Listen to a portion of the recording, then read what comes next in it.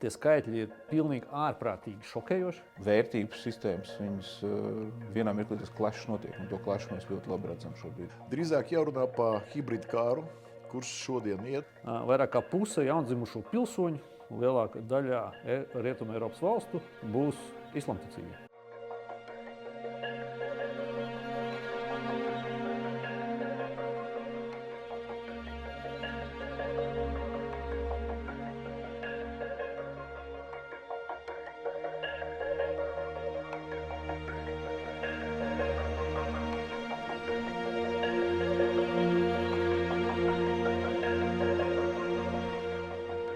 Legālie un nelegālie imigranti un bēgļi. Glābiņš Latvijas ekonomikai vai drauds Latvijas un Eiropas pastāvēšanai. Tāda plašāka cīņa starp kristietības valstīm, starp kristietības un musulmaņu valstīm. Īpaši tajā, kas attiecās uz seksuāliem noziegumiem, seksuālo vardarbību pret sievietēm. Tos gadījumus, kad robežsargi drīkst pielietot ieročus, ja, būtu paplašināti, ja, es domāju, pat tas varētu dot savu efektu.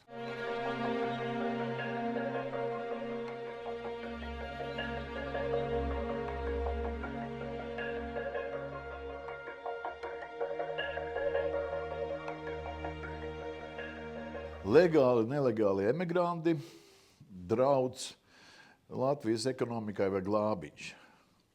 Glābiņš tas noteikti nav. Es nedomāju, ka pie mums pāri robežai nelegāli mēģina ienākt cilvēki ļoti strādīgi, gudri, tie, kuri, kas saka, grib celt Latvijas ekonomiku. Jā, tad domāju, ka līdz tam ir tālu. Drīzāk jārunā par hibrīdu kāru, kurš šodien iet, un tas nav pirmais gads un ne otrais gads. Tādā pasaulē mēs šodien dzīvojām. Ar bēgļiem, manuprāt, situācija ir diezgan viennozīmīga.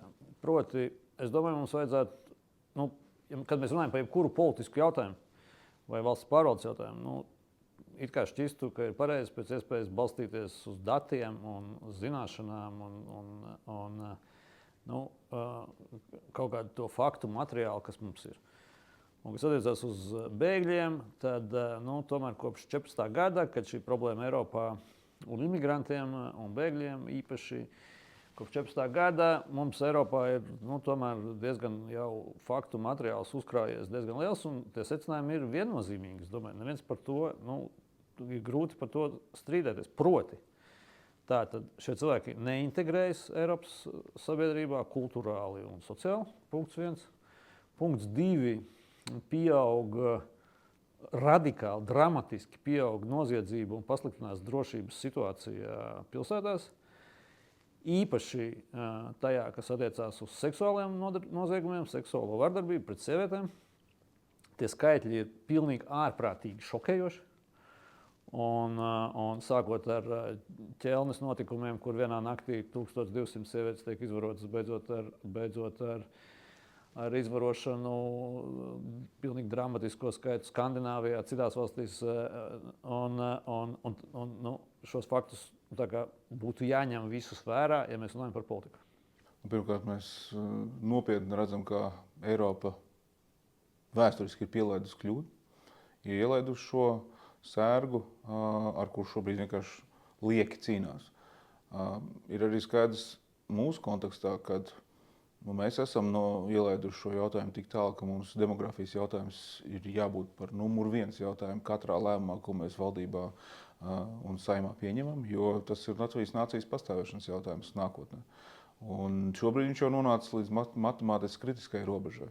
Tāpēc, ja mēs gribam likt galdā šobrīd tādus milzus projektus kā Rail Baltica, piemēram, un tik īsā laikā gribam paveikt daudz soļus tagad, kas mums spiež laiks, tas nozīmē milzu būvniecības apmēru. Mums vajadzīgi daudz inženieru, mums vajadzīgi daudz celtnieku, mums vajadzīgi daudz vadītāju, braucēju, vienlaicīgi tūlīt pat. Tad neizbēgam mums nāksies domāt par to, kā mērķiecīgi piesaistīt šādus speciālistus. Un es uzskatu, ka tur ir jārisina tas jautājums, kā Dubajā, kā to Ārābu Emirāti dara, kur arī es esmu strādājis pat gadu. Tu vari ierasties valstī tikai tad, kad tev ir kontrakts, un tev nav kontrakts, darba kontrakts beidzās, tu vairs valstī atrasties nevar. Tu izpildi mērķi, saņem par to savu atalgojumu, un tu neesi pastāvīgs šīs valsts iedzīvotājs. Mūsu kultūra un mūsu filozofija atļauj viņiem tomēr kaut kādā veidā tikt uz Eiropu, tikt uz Rietumu Eiropu un tomēr agri vai vēlu tikt pa pilsoņu daļu, kura veido valsts politiku. Ja? Daudzās valstīs tas jau ir nopietna problēma. Ja? Kā jūs zināt, amerikāņi jau skaļa balsi par to runā vai kliedz. Jā, un tie ir nopietni draudi.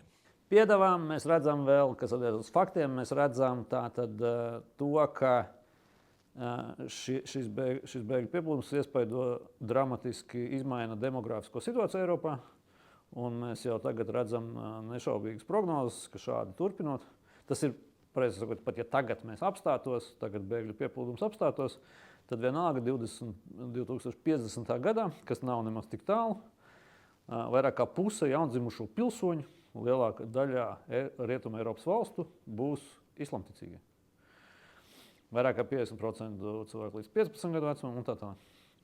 Tas ir drīz. Ja mēs paskatāmies uz to lielo bildi, tad musulmaņu valstis izmantojot arī šo ticības kā ieroci, tā vārdā mērķiecīgi ļoti plešās pasaulē. Tas ir ārpus valstu jautājumu, tas ir ārpus valstu robežām. Tas jau ir tāda plašāka cīņa starp kristietības valstīm, starp kristietības un musulmaņu valstīm. Viņi ņem virsroku.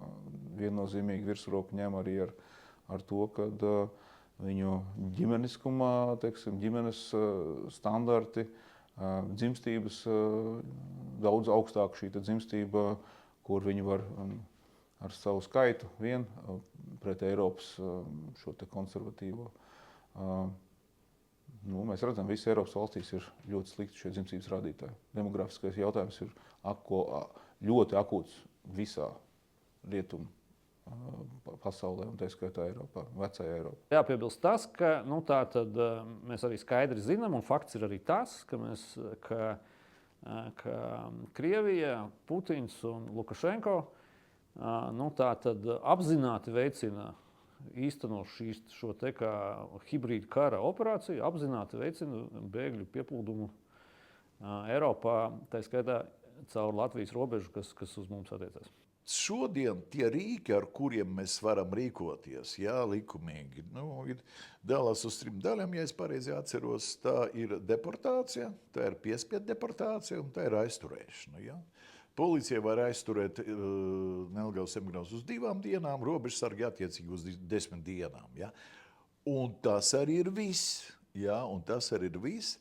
Un kā mēs redzam, diemžēl tas nemaina situāciju, un tas galvenais ir arguments pa mazu, lai tie paši nelegāli emigranti 2., 3. vai 4. reizi mēģina šķērsot to pašu robežu. Ja? Visi šie faktori kopā maina Eiropas, to Eiropu, pie kādas mēs esam pieraduši, ko mēs saucam vispār par Eiropu līdz nepazīšanai. Likumīgi. Ne robežsargiem, ne policijai mēs neko izdarīt nevaram. Viņi var rīkoties tikai likumu pieņemtā kārtībā. Ja tie, kuri organizē to, ka mēs esam sapratuši, ko mēs zinām, viņi neizpilda tos noteikumus. Ja? Noteikumos par robežu šķērsošanu viņam rakstīts tas pats. Ja? Bet vienkārši vienā pusē mēs to izpildām, otrā pusē viņi to neizpilda. Ja? Un ko darīt tādā situācijā, kā intereses sastopās ar tiem, kuri darbos likumīgā kārtā, un tie, kuri darbos nelikumīgā kārtā. Tas ir normāls pilsonis uz ielas satiekās ar huligānu. Ja? Ko darīt tādos gadījumos? Ja? Man liekas, ka pareizi būtu tomēr vēlreiz un vēlreiz pārskatīt esošo likumdošanu un tomēr, pieņemt kaut kādus mērus un iztaisīt izmaiņās, ja tas ir nepieciešams, lai tiem nelegālajiem robežas emigrantiem tomēr nebūtu labākie apstākļi mūsu pusē, kas saka, ja viņi ir aizturēti, nekā tur, no kurienes viņi ir atnākuši. Citādi es domāju, ka tā nav nekāda politiskā migrācija, tā ir ekonomiskā migrācija pamatā, un plus, ja viņa vēl ir stimulēta, tad man liekas, diemžēl, bez stingrākiem kaut kādiem, kas saka, likumiem mūsu pusē, mēs neko nepanāksim. Cita lieta, protams, kā to uztvers Eiropas Savienība, īpaši tās valstis, kuriem, kas saka, tās robežas nav tik tuvu, un kuriem tās problēmas nav. Bet man liekas, ka šodien ļoti maz Eiropā ir palicis tādas valstis, kuru tā problēma neskar. Visnotaļ es 13 gadus esmu strādājis ar Nīderlandi, un es redzu, ko nozīmē arī šo bēgļu vai imigrantu, legāli, nelegāli imigrantu komunas. Šīs komunas pa daudziem šiem gadiem, pat paaudzēs nav spējīgas tieši savu šo atšķirīgo pārliecību, ģimenes vērtību dēļ nav spējīgas integrēties līdz galam. Ir jābūt mums radnieciskākām tautām, ja mēs vispār par to runātu, par integrāciju. Tāpēc saliekot kopā šīs dažādības, šos vērtības sistēmas, viņas vienā mirklī tas klešs notiek, un to klešu mēs ļoti labi redzam šobrīd Eiropā. Ja zinot šo visu, ir Latvijā cilvēki, kuri ar vārdiem vai darbiem veicina vai atbalsta bēgļu pieplūdumu, jaunu bēgļu ieplūšanu Eiropā un Latvijā, tad manā ieskatā nav iespējams izdarīt nekādu citu loģisku secinājumu, kā vienīgi tādu, ka šie cilvēki pirmkārt atbalsta Putinu un Lukašenko hibrīdu karu aktīvi, karojot Putina pusē šī karā. Un otrkārt, tiešā veidā veicina Eiropas kultūras un sociālās un kultūrālās vides, kādu mēs to pazīstam, kas asociējas ar vārdu Eiropa, sagraušanu un iznīcināšanu diezgan jau pārskatāmā nākotnē. Attiecīgi, es domāju, ka tā ir nepareiza rīcība, tā morāli neattaisnojama rīcība, stulba rīcība, un tā nevajadzētu darīt. Vai tev liekas būtu pareizi, ka robežsargi drīkstētu šaut? Robežsargiem ir jādod visu iespējas pielietot spēku, visu nepieciešamo spēku, lai nosargātu robežu. Un ir tikai viens veids, kā panākt, ka cilvēki nemirs uz Latvijas robežas. Tas ir padarīt šo robežu pilnīgi totāli necaurējamu bēgļiem. Ja viņi bija pilnīgi totāli necaurējami, tad tur neviens arī nenāks, nevienu tur nevedīs uz turieni un neviens tur bojā neies. Ja? Tā kā robežsargiem ir jādod visi instrumenti, lai nosargātu robežu. Tā kā šobrīd pret Latviju, un es to redzu kontekstā arī, tā kā es vadu Baltijas jūras parlamentāro valstu drošības un enerģētikas komisiju, tad es redzu, ka šī problēma ir visu mūsu pierobežu valstu, un šis nav jautājums par bēgļiem. Šis ir hibrīda kara ierocis, ar kuru palīdzību destabilizē un mērķiecīgi destabilizēt grib ne tikai Latvijas, bet arī Lietuvas, Igaunijas un arī Somijas valstu robežas un sistēmu. Tā kā šeit un Polija tai skaitā, tā kā mēs esam daudz par to runājuši savā starpā, tad pirmkārt šo jautājumu nevar tikai Latvijā. Šis jautājums mums visām piecām valstīm kopā ir jārisina, lai nebūtu atšķirības starp valstīm. Un es uzskatu, ka mēri ir jāpalielina. Vai jautājums, vai tas ir dot tūlītēji šaut, nav manā kompetencē, bet noteikti atstāt, kā tas ir tagad, nevar. Vienkārši uzlikta sēta, kā tas ir šobrīd, nerisinās jautājumu. Tur ir vajadzīgs sinhronizēt arī digitāli šī sistēma, aprīkot ar sensoriem. Un šī monitorēšana jābūt ir nevis tāpēc, ka tur kārts ir pārgriezts caurumu, bet jau arī daudz modernākā līmenī. Principā robežsargi drīkst šaut ar noteikumu, kā viņam nepakļaujās, jā, un draud, kas saka, uzbrukumam un tā tālāk un tā tālāk. Kur ir tā robeža? Ja? Kurš to, kas saka, noteiks? Ja? Viņa ir ļoti tāda šaubīga, bet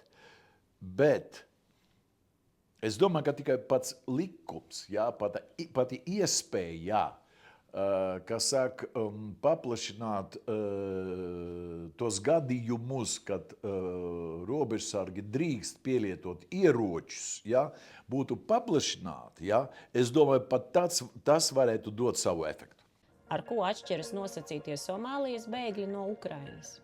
Somālijas konkrētie, vai viņi ir mērķiecīgi angažēti caur Baltkrievijas un Krievijas aģentūrām, konkrēti piešķirt līdzekļi mērķu zemēs, kur viņus angažē un izmanto politiski novirzot caur Minskas lidostu. Un valsts līmenī tiek koordinēti šie jautājumi. Tā ir būtiska atšķirība kā kara bēgļi, kuri tiešām meklē patvērumu, nevis ir ekonomiskie bēgļi, kas meklē, un kuri pārsvarā tie ir vīriešu kārtas pārstāvji, kas vienkārši meklē, ne jau Latvijā viņi obligāti grib nosēsties, viņi grib nosēsties zemēs, kas ir Zviedrija, kas ir Vācija, kur ir daudz lielāki šie sociālie pabalsti. Šie bēgļi atšķirās kulturāli. Teiksim, skaidrs, ka Ukrainas bēgļi ir mums kulturāli, reliģiski, mentāli un tā tālāk daudz tuvāki un daudz spējīgāki. Mums ir pamats domāt, ka viņi var integrēties vairāk vai lielākā mērā mūsu vai Rietumeiropas sabiedrībā nekā Somālijas vai Dienvidsudānas vai Etiopijas bēgļi. Protams, ka viņi atšķirās, bet es domāju, ka procedūrai, kura ir paredzēta mūsu, likumdošanā, īpaši nevajadzētu atšķirties. Kāpēc no Ukrainas pie mums nevar atbraukt tie paši, kas saka, Krievu teroristi, pieņemsim, vai vēl kaut kas tāds? Tā procedūra aprakstīta diezgan precīzi, pārbaudē jābūt precīzai, un es domāju, ka tieši to procedūru jāiziet arī Ukraiņu, kas saka, emigrantiem. Bet no Ukrainas nav īpaši, kas saka, vajadzības ceļot nelegāli. Es nedomāju, ka to nevar nosaukt par karu. Tas ir ārpus tāda, tas nav kontrolēts vienas valsts uzbrukums citai valstī. Tas ir vairāk tāds, ticības jautājums, kurš jau pāri robežām tiek virzīts.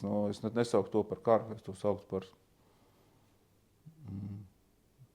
kontroli, valdīšanu, bet ne karu izpratnē.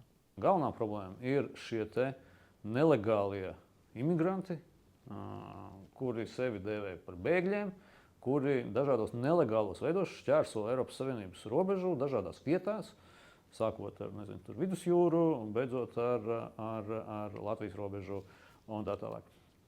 Un kuri pēc tam nelegālā veidā šeit iekļuvuši Eiropas Savienībā, pēc tam pretendē šeit uz tādu vai citādu legālu statusu, iegūst šo statusu, paliek šeit uz dzīvi, viņiem dzimst bērni daudz vairāk, ar daudz lielāku dzimstības rādītāji, daudz augstāk nekā vietējām kopienām, un rezultātā mēs nonākam pie šīs situācijas, ka 25-30 gadu laikā vairākums cilvēku daudzās tradicionālās vēsturiskās Rietumeiropas valstīs būs musulmaņi. Tā ir tā problēmas būtība.